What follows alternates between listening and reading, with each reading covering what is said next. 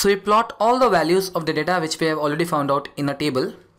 We have the 5 points A, B, C, D, E, and we have the theta values at point A and E, which is the support.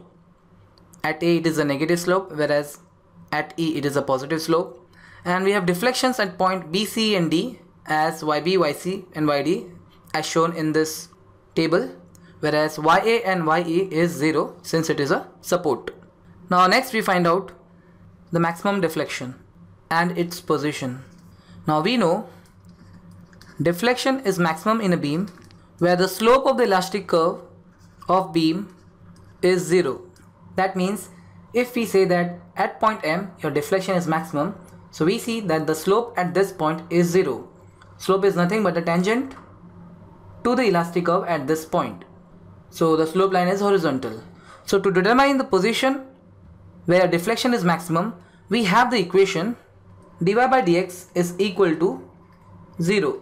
So we consider the slope equation and put the value of slope equal to 0 and determine the corresponding value of x, which will give you the position where your slope is 0, or I may say where deflection is maximum.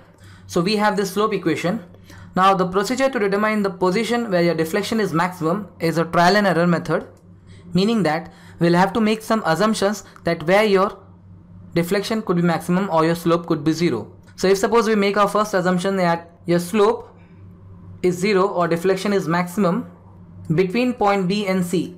So putting value of dy by dx or slope theta equal to 0 in slope equation and considering equation up to second partition, since your equation up to second partition is valid between point B and C, we get the value of x.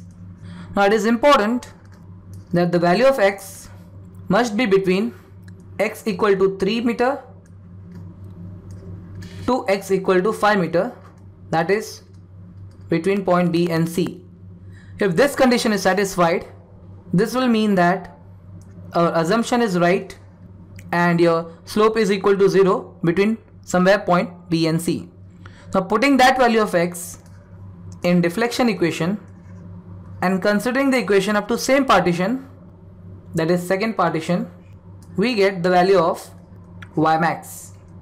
But if the condition is not satisfied, this will mean our assumption is wrong and your slope is not equal to 0 as well as your y is not y max between point B and C. So next we'll have to move our assumption towards next part of the beam. So next we'll assume that your slope is 0 or your deflection is maximum between point C and D. Now again we'll do the same procedure and determine whether the condition is satisfied between point C and D, that is whether the value of x comes out to be between x is equal to 5 meter to x is equal to 7 meter. So in this way we determine a max deflection. To reduce the number of trial, we have one alternate way. We see that your slope is 0 where deflection is maximum.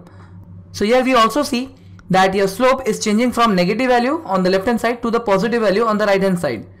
So if we determine the slopes at different points of the beam and see where your slope is changing from negative value to positive value, we can know where your slope could be 0 or your deflection could be maximum.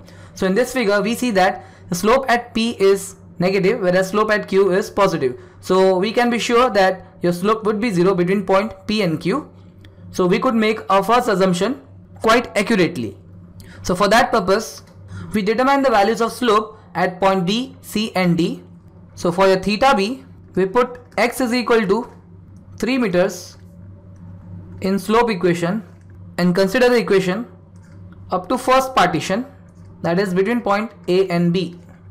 So from this we get the value of theta B as minus 46.38 upon EI radians. So we see again it is a negative slope. Next we determine theta C.